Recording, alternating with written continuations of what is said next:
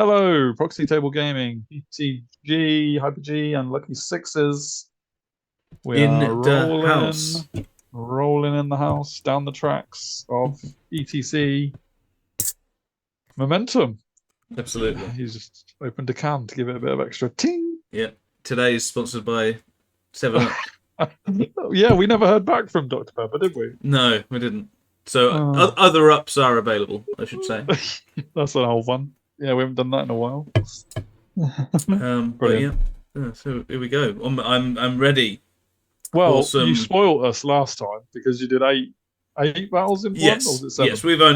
We calm down, people. We've gone back to 1, right? It's one regular one, but is it regular? Oh no.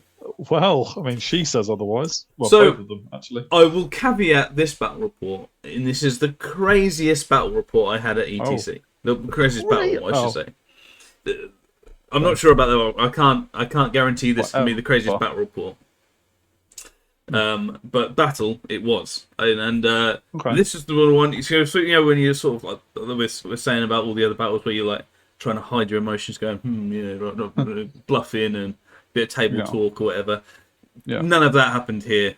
Right. I was an open canvas. Is that a thing? I don't know. Yeah. But it was really fun battle. But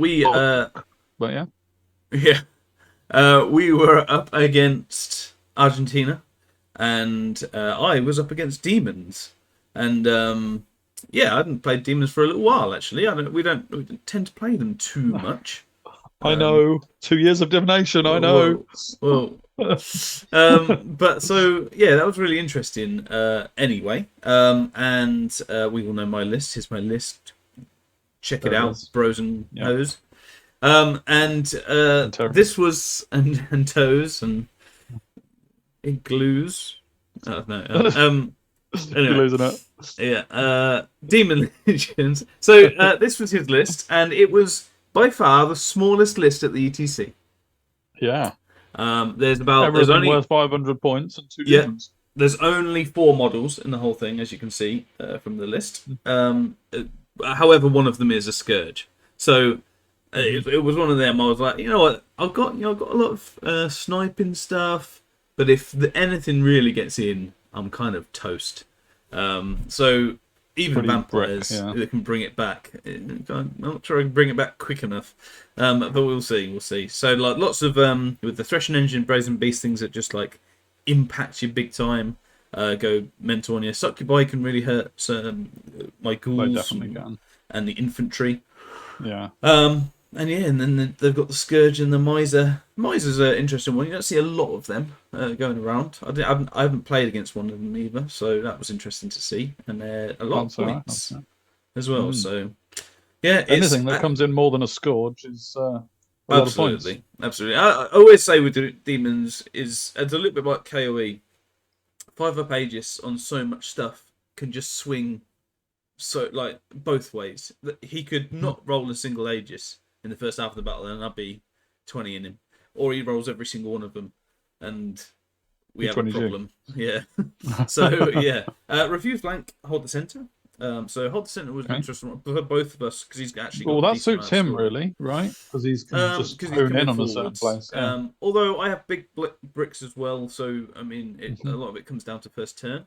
For that point of view, and in terms of matchups, this was our matchups. Now I would say there's a lot of the times when we've done these matchups, you see sort of green, orange, and things. We had an exclamation mark as an extra thing on top of this. Which was swingy, which we got told not to use too much. And when we did all the things for this, we noticed that 4 out of the 5 green ones were swingy. So wow, okay. All right, fair play. So that just means that it can hinge on one or 2 units or models or a couple of.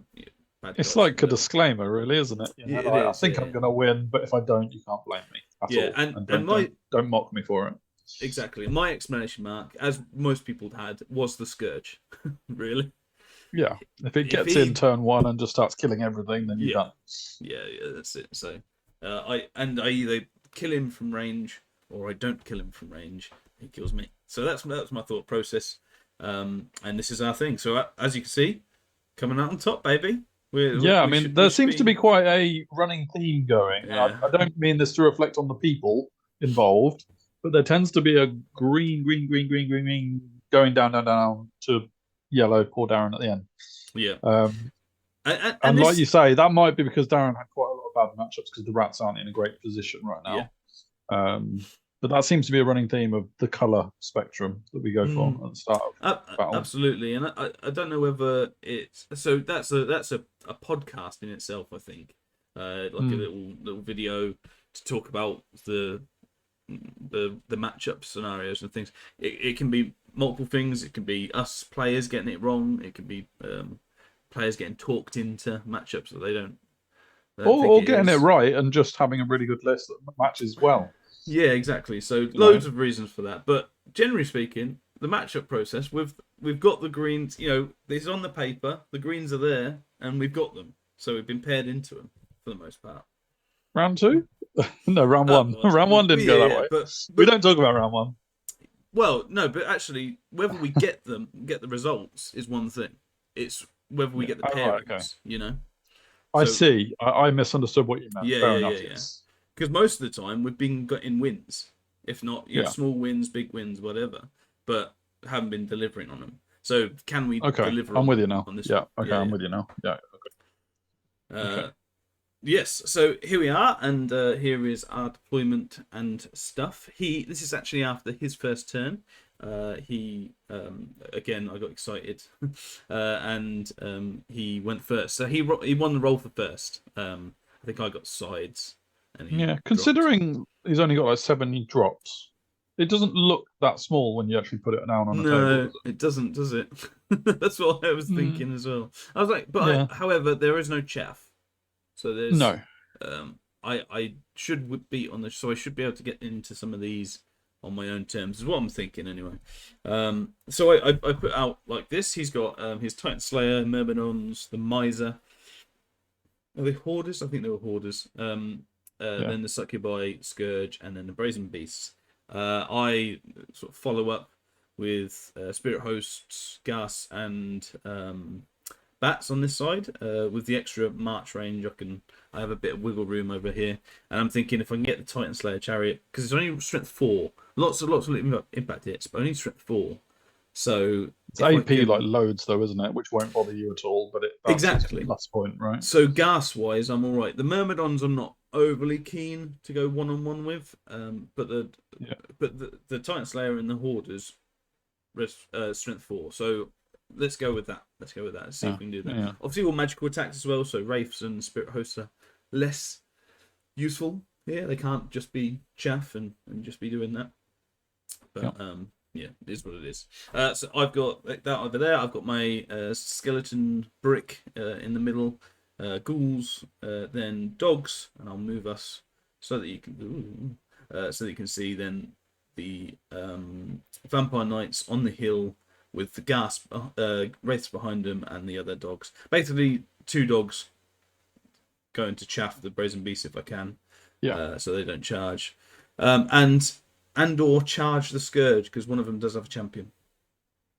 So that's a possibility. And the one with the champion is the one next to the ghouls with a little token in front. So, speaking of tokens, I should say that he had all his like little unit cards on the back. His English wasn't the best, but my Argentinian wasn't either. So that's where all of us English people have to just say we really appreciate the effort everyone else goes to in learning English. Yeah. So he understood me fine, and he had these unit cards and stuff. So for the most part, when I was asking questions, he sort of referred to these, and it's made it really, really super easy. Another thing I want to point out, and this was a me thing. You see the dice there. They're not just in pretty patterns because of that. They're in groups of 10 for ease of picking them up and rolling and things and counting and things. So I tried to do this. This is actually the first picture you've seen with them in. But I tried to do this for the most part for all my games to try and give me that extra time. It really does help, actually. I had a similar conversation in my Cardiff tournament, which will be coming up in the future. I discussed that with Ollie Mather. He was at ATC as well, and he said one of the tips for speeding up, because that was the topic of conversation, was to do that, and it does help, because I did it at day 2 at Cardiff, as you'll see in the future reports, and it does help to speed things up. So, absolutely, it's a really good tip. And so I would recommend this for anybody looking to help them out, because it made it super easy for me. And it just meant I weren't taking extra time to count dice and stuff like that. But yes, just grab a pile. So that was his turn. Nothing too major happened in Magic. This is my turn. I basically don't move anything on the right hand side. Obviously he's got first turn, so that swing as well on the objective goes to him. So I'm thinking, right, okay, so I've got to, at some point I'll have to make a play, but obviously I don't have to do it turn 1, so I'll have to move forward. And of course he's Daemon, so he's super fast and with the swift stride everywhere. And a lot of his stuff relies on the charge as well, so I can't go forward too much and isolate my units too much. So I'm trying to, as best as I can, anything I do push forward or inch forward, like my guys in front, have counter charges. So both the ghouls and the skeletons have counter charges from the ghast and the vampire knights, respectively. Just trying to keep them brazen beast back as well, so that's why my knights stay on the hill. I was like, well, if you got Swift Rider, I've got Swift Rider with a reroll, baby. So that's the idea. My Evo guy comes over this way so that I can be closer to his Scourge for some pew in terms of magic. Okay, joining the ghouls, But also, I was like, I left like an 11 as well, so I was like, oh, this is risky. This is risky. But yeah, that's what we want to go for. 18 inches for Grave Calls and such. I get Spectral Blades off on them. He lets it go. Basically, this is just in case he had a bell token at the worst case scenario. Yeah, exactly. So I've got rerolls to wound, and Lethal Stroke doesn't matter. So at least I've got that going for me to nick some wounds if the worst case scenario comes in and it goes big. If he should do that 6/6 charge, you've also got the flank charge from your Vampire Knights, which you can't stop with any charge. Exactly. So this was overkill, but it meant you've got a veil token at worst. Yeah, you haven't got nothing out of casting it. So for sure. I believe the Grave Calls card is down, but he dispelled that, and then I had like 2 dice left. So makes sense. That's where we went. Got back onto his turn, and he shuffles and doesn't really move in the center. The only big movement is the Scourge coming right out to the flank, which I've got to be a little bit careful of. I don't want to go through my flank stuff and then into the center, and then obviously the dreaded get my big units flanked. That's not what I want. He also moved his Titan Slayer chariot slightly to the left, slightly more to his flank, so that really he's support a bit later on. I'm not too bothered if the Titan Slayer comes in on its own to my gas. He's Res 4, Strength 4 and Res 5. I think I'll grind him out.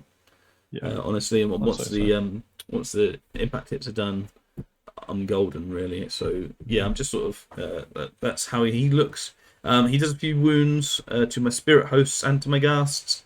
I did have some shooting on the Titan Slayer, I think, maybe, but either way, it was that and magic. So this is how it looks after my movement. But before I get into my movement and what we did, we had a timeout, baby. Okay. Quite early on, I must admit. So this is my turn 2, so bottom of the second. I decided to call this because I was like, right, I'm losing 730 as it stands, because he's got. If I don't move forward and I just back off, I've got the objective. What should I do? And now, arguably, this was a bit too early because my coach wasn't able to say, well, all these games are going back, and not a lot had happened in our game, so we were actually quite fast, quite into it. So not a lot of people had got past sort of like turn 1 or turn 2 either. So I guess from my point of view, I kind of got to the point where I was wanting that information a bit too early, and there wasn't necessarily the information to give me. So I come over and I said this. He said, just at the end of this, you're going to be the answer for everyone else, effectively, aren't you? Really, yeah. So you're gonna make the call one way or the other because you've got no evidence to go on. but what happens from whatever play you make will be the answer to everyone else's timeout as to whether it's gone well for you or not. So yeah.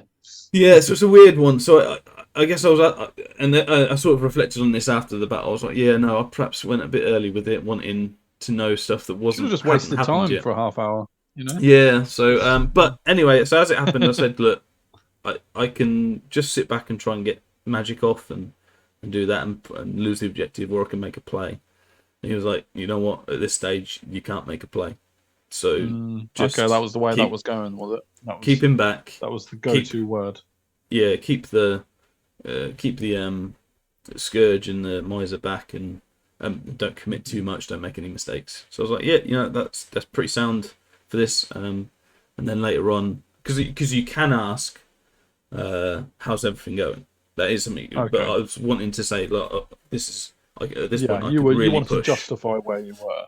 Yeah. So I later on, if I get the nod, I'll make a push. But right now, keep it safe. So that was interesting and a bit of learning from my point of view. I think in terms of when to do a thing, because my always thing was I don't want to ever leave it too late. You know. No. Because I don't want to get to turn 5, do a timeout, and then go, well, you could have made it if you'd done this. But Yeah. And I was like, all right. Ryan's on the wall now. You're on your own. Yeah. So it's a fine line, and I'd like if anybody else is out there watching and stuff and has any sort of stories about when to do it and or if they did it too late or too early. I think from my point of view, not a lot has happened in this game to really do it. So if anybody has any similar stories or advice for myself and others watching, I suppose please do put it in the comments. Your other issue is once you've called a timeout and you've got your guy over there, you can't uncall it. Like, oh, there's no information to hear. In that case, I won't call the timeout because you've already got the information. I've already done it. The guy is here, as you can see from the picture. But yeah, so in my point of view, I just kind of backed up a little bit on the right hand side and zoned with my ghouls to face as well. I don't want the succubi coming in, so making sure that they're in the front just in case. So you're gonna be 1-0 down on the objective after this. So after this, I'm going to be 1-0 down, and it is use your magic to try and get his big dudes, really. And obviously his Scourge has gone right out there, so it make it really difficult for me to do. So I've got to focus on the Miser. And this was him. This is nothing to do with. I'm fine. Yeah. He had that face all game as well. Oh, I was like, what a lovely face. It was, but it was like, oh, does he know I'm doing something wrong? And he can't tell me because he's. It was It was funny. But he was a really good, really nice opponent to play, and very kind spirited and things like that as well. So another good game under my belt. But just thought I'd put this picture in to show it. In Magic, I do get 2 spells off, and Touch of the Reaper and Grave Calls goes off on his thing, but only does 2 wounds in total. It kind of just it was like he made Touch of the Reaper is such a good spell to disappoint you. I think to be fair, Touch of the Reaper I got 2 off. He made 1 save, that's fine. Grave Calls I think I only rolled like 3. And then managed to get 1 off after that, which was good in the end. But you're just like, I forgot 2 spells. If I'd done it, got him to like 4 or 5 wounds. I forget how many he's actually got. I think it's 6. I was like, if it could, it might be 7 actually. It might be quite a lot. But so I felt like, that could have swung the other way. But still, it's 2 wounds that you can't heal back. So, however, Touch of the Reaper did go off with 3 6s. Which went down to 3 5s, so that's good. And both my wounds wounded and went past my Aegis. And I was like, oh god! And that was the end of my magic phase, so I couldn't heal them back this time. So that was a bit interesting. So I've done the same amount of wounds to him as he's done to me, or I've done to me, really. But you're closer to death than he is. Or undeath, whatever you want to call it. This is where like the emotions started as well, because I was like so happy to get the Grave Calls and then so unhappy to for it only do that. Then I got Touch of the Reaper off, yes, but with a 666 and it's done 2 wounds. It was just like whoa, like that, which was very cool.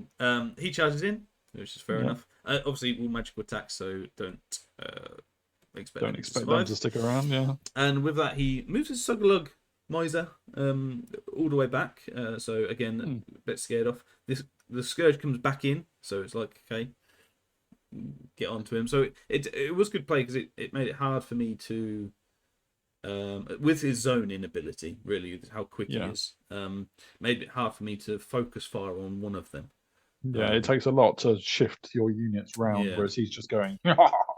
Exactly. So yeah, so he moves over here, and it caused me a bit of issue with the Titan Slayer because I don't want him multi-charging with anything. No, you can handle it on its own, but not with a whole load of mana in front. Yeah, and that's and if they charge as well, they get battle focus, I think, or hatred or something like that, or maybe both. I'm not sure.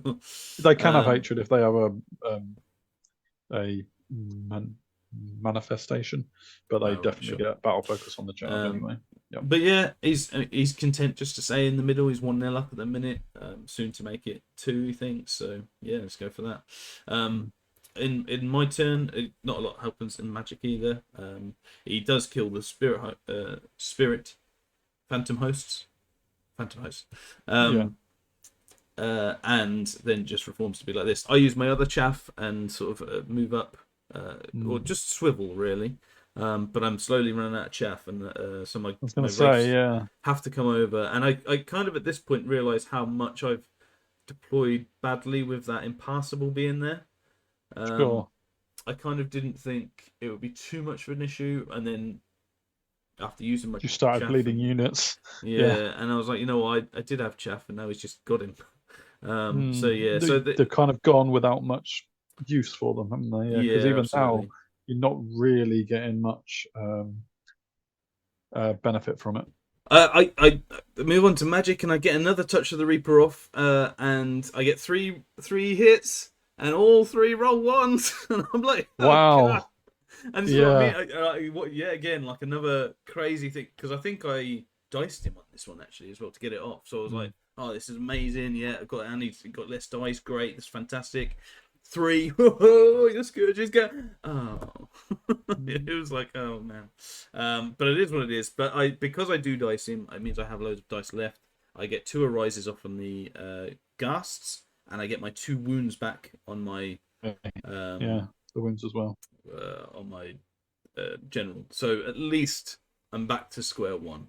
So there was that. Here's Titan Slayer takes my chaff, and as to be expected.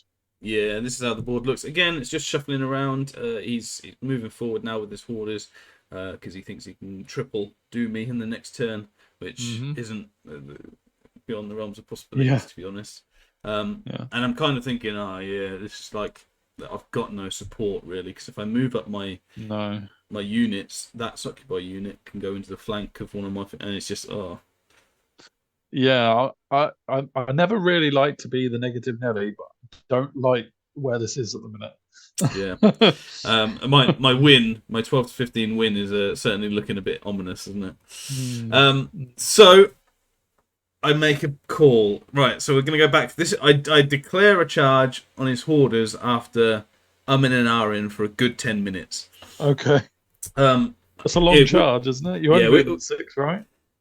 Well, movement 6 is actually an 8 I need, which isn't which I was surprised to find out actually as well when I measured it. So I only needed an 8 to get in. There's no Swift Stride. Obviously, Titan Slayer kills the chaff. I need a 7, I think, to get into the Myrmidons, and something a bit similar, if not less, to get into the Titan Slayer Chariot. So the Titan Slayer Chariot is an option. Obviously, the thing I've got is, if I go that way, I'll be out of thing, and then his Myrmidons come in. I don't really fancy his Myrmidons into my ghast now. The more I think about it, the more the game's gone. I'm like, you know what? The Strength 5 hatred. I'm not sure I really like that combat. Okay. With all this stuff in it. I'm waiting to hear why you like the Hoarders more. Well, yeah. So the Strength 4's a thing. So they've got 15 wounds. I've got poison. They've got no armor. So that all sort of thing contributes to it, I think. But yeah, agility as well. I think I go before them if I charge. I think that was the thing. So a few different things happened. And I went, you know what? If I'm gonna get anywhere on the objective, that's a big play. And I turned around to Tom, the coach, and I said, "How's it going?" And he said, "Make the play." I was like, oh right, okay, oh right, oh okay, and I was like, you know what, that swayed me. I think that was the best call. And if I get in, if I do manage to pump all my magic into him, maybe I can overrun and possibly draw the objective this time. So maybe there's a if you overrun less than 6 inches? There's a perfect spot, believe me. So I roll it, and I'm, come on, can I get in? And I do. Oh, you get in, okay. And I'm like, yes, come on. And I said to him, you know what, this is crazy, but this is the play I've got to make, and we're in. So I was pretty happy with that. I managed to chaff his succubi as well with the dogs. So that my infantry could come up as well. So this was the turn that I pulled the trigger, so to speak. The wraiths come over this way just to perhaps give me some zoning on that side. I think if they can go into the Titan Slayer chariot and then go around it, I might be able to even get them and maybe even the miser up a bit as well. So with some sweeping malarkey. The knights just simply come up to zone that flank over there. And in Magic, the heavens answered my gambit, and I have never had a better Magic phase than I have on this one. Everything happened. Are you highborn elves in disguise? I know, it was crazy. I Whispers the Veil I put off, he lets it go. I then get Spectral Blades, and he tries to stop it, doesn't get it. Something like, 3v3, and he didn't get it. I use Ancestral Aid, he doesn't get it, and then I've got more dice for a rise just to bump him up, because why not? Because I've got 2-0 or something like that. It's just an absolute insane. Everything that happened could go bad for him went bad, and everything that could go right for me went right. It was just wow. So this makes me very happy with my gambit. Naturally, and I'm waiting for the down roller coaster to come. All of a sudden, I'm looking good. So I'm now thinking about whether I need to turn and pivot or what I need to do. And I go through them. He's left with one, maybe two guys left. I think I might have even gone through him. Actually, I might have even done all the wounds, because this might be after the heal. And I overrun 6 inches. Means I stay in the objective. It's like that. It was glorious, and this is what I mean by I found it very difficult to hide my emotions at this point. I was just like, oh, that's crazy. This is crazy. How has that happened? This is mad. And actually, one of the people asked me on one of the last bat reps about how is it with people's emotions, and do people like go, oh, we're good, like that, all that stuff, or is it just like straight face and just a serious game? And there is a bit of a medium to it, and I don't think you're not rubbing it in people's faces when you get but you are, like in this one. I was just like, all the emotions were out, man. The good, the bad, the ugly. Like it was just fantastic. It was really just like enthralling game for me anyway. He just had that face. The whole time. Yeah. Just like why not? No change. Why not? There's nothing wrong with that. That's also another way of doing it. No? But over on his turn, he decides not to go in with the succubi, but does charge him with the brazen beast. And this I didn't know whether this was a bad thing or a good thing, really, because it got him closer to me, and there's not really a chance. I think he has like a 12 overrun, so I'm like, well, maybe I could get a charge on him then. Okay, that's interesting. He does. I'll move us for this because it's quite important. He does chaff my knights with his scourge, though, so the scourge is officially up in my grill, and that's an interesting little side plot, to be honest. My dogs on the top right hand side are still alive, but what are they going to do? Okay. So yeah, very interesting little gambit here, and he's kind of like turned around. With his Myrmidons and Titan Slayer chariot, moved well away with his Miser of Sugalog, and he's still only 1-0 up, and this is the top of his fourth turn, I believe. Yeah. Okay. Yeah. So yeah, interesting there. He gets Spectral Blades off on these with a 4-4, and I let it go. So again, I can't go into them. I might have had a flank charge, maybe. Yeah. But I can't go into him with anything. But he's not got that spell again, and against my gas, that's beautiful. Really, really good. So if I can bide my time one more turn, that works out really well for me. So. Yeah, I'm like, you know what? This might be swinging back. I think this might be, if I can get this a good turn next turn, maybe this is looking like a 13 to me, sort of thing. So, crazy how it swung. He just, oh my goodness, like, he overkilled that dog unit 4 times over, I swear. And then he gets into these. It might not have been a 12. I think it was like 11. But he gets in, and I'm like, wow, the amount of attacks and hits you got. Yeah. I really hope I hold with these ghouls. I really hope. There's 35 of them. I really hope they hold. You're a nice width for that unit of Brazen Beasts as well. Absolutely, yeah. I'm perfect, really, for them. On my turn, I move right up to his flank of the Succubi, out of his line of sight, but obviously we've got that Myrmidon unit. I think this is my turn 5. I want to say 5, actually. Yeah, and you sneak the skeletons into the objective. And skeletons come up. So I'm actually winning the objective at this end. So I will draw the objective. So this will be 2-1 in this one. So it would be 1-1 overall. And I'm like, you know what? If we can have a really good one here, have a good magic phase. The ghouls need to hold up. They should do it on their own. The knights turn upwards and run away. And you just go, you know what? Again, just need to get out of there and save your points. Wraiths come over somewhat as well. Just to see if they can help. I get a Raven's Wing off this and I dice him. I don't know. First I get 2 dice on Ancestral Aid and he lets it off. And I'm like, okay, cool. I get Raven's Wing and I dice him on it. So he's left with I think it's like 3 and 3 now. And I'm like, okay, this is great. Dice wise, because he didn't stop it. I get there. Obviously, the big thing of this is that the Succubi are in my rear. So if we go back somewhat, I move my skeletons to go there, and I do.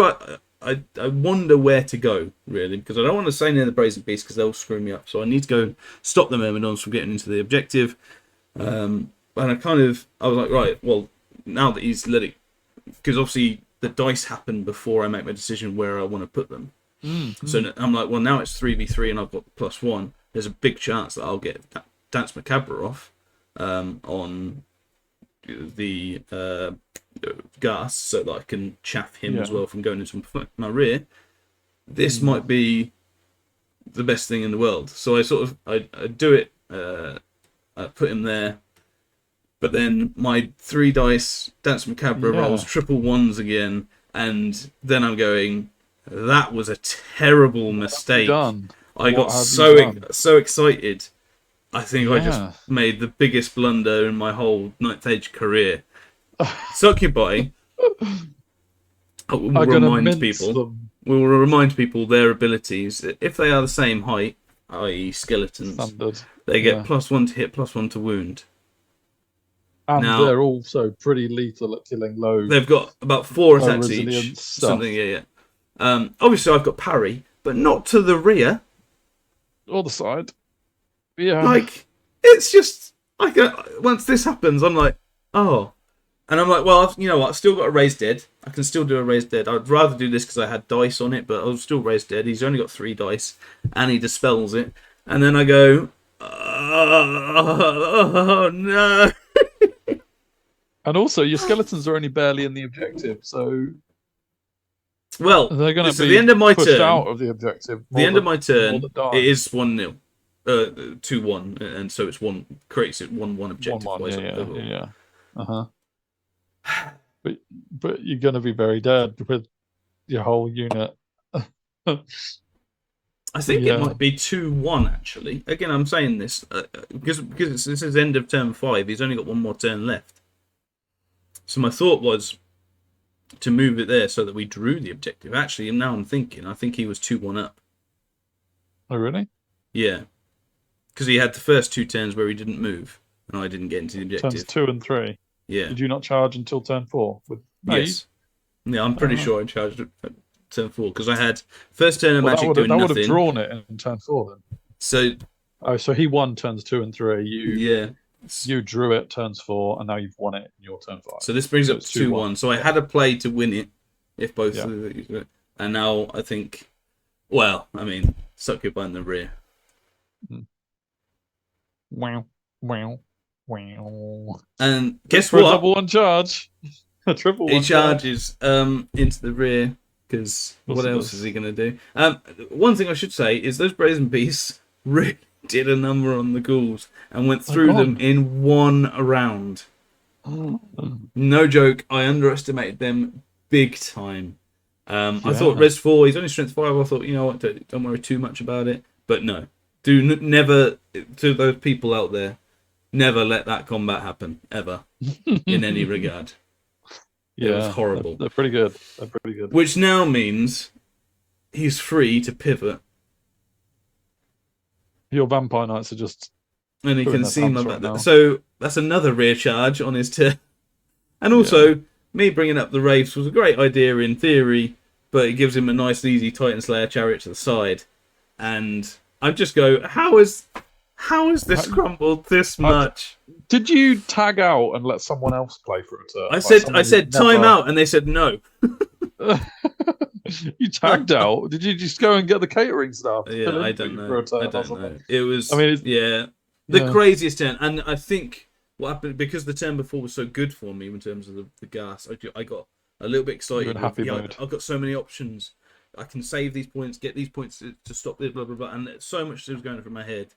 And then a couple of triple ones later, and it just compounded a few probably overly risky plays, and told me I was wrong in the harshest of ways. But we continue. Until the dice are rolled, it's not quite over. So his turn 6, so he goes in. He goes in. This is he's made all the charges. That was probably the hardest part. The Scourge hasn't made it into any battle the whole game. I feel that's a mini victory. Moral victory, It won't show up on the points or anything like that. But it's for me, you know what? Half of my job was done. It was just the other bit. Don't get charged in your rear with Succubine. Okay, right. With everything, And this is turn 6 as well. So some people have finished and come over and gone, what the fuck has happened? Yeah, how did you allow this to happen? What the hell is that there? Is that Succubine in the rear of your skeletons? I was like, yeah. And it's just showing their movement. Doesn't matter too much. Unless, of course, they're fine. They're happy to watch. And then I can, if I break the Succubi here, then I can charge the Myrmidon. So a bit of a risky play on this part, but we'll see. So, with 5 skeleton attacks. Lovely. This is some... Hope. So you would say hope. I would say those are my 5 dice, and those are his 3 dice. And a couple of the dice on the Touch of the Reaper earlier has come back to haunt me because they've now got Ancestral Aid off and realised, or something like that. And just, so they're hitting you on 2s, re-rolling. I don't know. It was horrible. Yeah. I was like, come on. But you did fizzle 4 of them. So what are you whinging about? So that's the only spell he got off. Yeah. I guess. Over here, don't worry about it. Vampire Knight's gone. Over here, don't worry about Wraiths that. are gone. Yeah. For what it's worth, he's got magical attack, so my Aegis comes free up to 5 up. So don't worry about that. And over here, and I'll move us because this is I've written on this one because this is the before picture of the skeletons and in their former glory, and this is the after. Wow, you guys are still alive. So this is after Crumble. Oh, so this is and I haven't put it on, but both of these 3 wound vampires have got 1 wound left. So you died the amount of skeletons to the number, basically. So, and the court with the crumble and the court. The court took some for the team. Yeah. So the court died to crumble, and I did 2 wounds. I had to split, so I did 2 wounds each to these guys. Yeah. That's. So you haven't put the wounds on, but however, Ray of Hope, people. Ray of Hope. He's overrun out of the objective zone. He's killed too many skeletons. And the court. You've got a turn And you're still in the zone. I am gonna be in the objective, which means I draw the objective, baby. At the end of your turn 6, yeah. Yeah. Right. So he wasn't able to get his Brazen Beasts into the middle by this point then, because they were too busy. No, they were too busy going killing the knights. And he didn't think this would ever happen. Because Sure. no one did. No. And interestingly, if it had done like say 2 more wounds and wiped the characters as well, he wouldn't have moved. I don't think. Because it would have been after crumble. This is absolutely, yeah. So, dead, yeah. One more turn happens, and I go back after a bit of healing and things. No, I think this might not have healed. I'm not sure. Whatever happens. So I do 4 wounds, and I've got a BSB, so that's 5 wounds. He does 0 wounds, but he does have a rear, 2 ranks, and a standard for 6. But of course, I'm a BSB, so I don't crumble by -1. Oh, by an 1. Happy days. I survived. Keep your points for your characters, you lucky soul. Yes.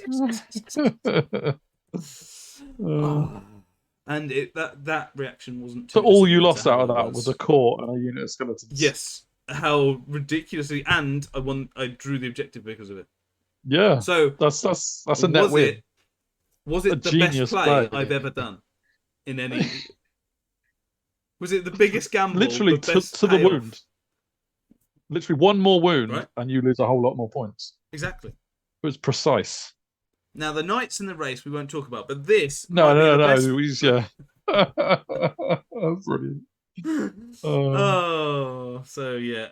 That is the last picture of just what you wouldn't think. Seeing that a whole unit of Sucker Boy in the rear of 2 vampires would be a happy picture, but it actually is. But it's the best picture. And it was just the craziest game, man. It was just so brutal, really, on everyone's point. And just like so many ups and downs in the same magic phase and things like that. So overall, points wise, I didn't get many. The Hoarders were about it, I think it was. So 635. He gets loads of those points, but we do draw the objective. So it's a 14-6. And actually, I go, you know what? Considering I charged the Succubi and I thought it was a 20, I will take 6 points. And it's my first loss as well. And I was, you know what? I got to take this graciously because that was the greatest, that was the craziest game I've ever played. So I was like, you know what? Yeah. Unlucky, fair play, and we moved on. And I'm sure in Argentinian or whatever he was talking, he was just telling his friends how ridiculous this game was in all regards. Yeah. Absolutely, yeah. The Argentinian YouTube channels are going mental with the travesty that has happened. It is, absolutely. But yes, so just mental. So it is my first loss, but we look at the rest of the results, and that is not a good picture by any means or stretch of imagination. It's actually hurts everyone's eyes to look at. Let's just say, well done, Jake, and move on. Yes. Oh no, technically, well done, Luke as well. Yeah, Luke as well. In a bad matchup, got things, and this was part of his saying in the last battle report about him playing more aggressive, and it actually worked for him really well. Not good for England, and safe to say, and I've said it before. That's a capping. Thanks for the cap. Yeah. 60 points, baby. Brilliant. That's about 49 more than we deserve. Yeah. Oh. But yeah, wow. So unfortunately, this is the nicest picture we'll see, so we'll go to here. Yeah. Super crazy game. Good chap as well that played, and lots of learning points. I think. But not for the right reasons. Yeah. That was an episode in... Is he Lucky-Sixes? Isn't he Lucky-Sixes? Yeah. Is it Genius? Or is it Calamity? Or is it just Lucky-Sixes? It's just... That's how I roll. And I thought this is the most... The last 6 months, this is the most Lucky-Sixes game I've had in the whole entire time of that. Yeah. Just mental stuff happening. But yeah, really good game, and let us know in the comments what you thought of that game. If you can put a sentence to that game, I'll be very like to describe like meme like, Do that. Yeah. And also about you got 10 words, 10-word sentence. Put it in there. words. See how you can do it. And also, as we said earlier in the video, the timeout stories. I'd like to like experiences, as well. Good stuff. Cool. So a loss, your first one of the week. So yeah, we'll move into round 5, day 3, and see how you get on there. Can't wait to hear about it, to be honest. Yeah, so, absolutely. Good luck with that. Thanks for watching, everybody. Don't forget to subscribe if you haven't already, because if you're enjoying these, we'd like to hear. And throw those comments at us. And we will. Absolutely. We'll see you for round 5. Round 5, baby. See you later.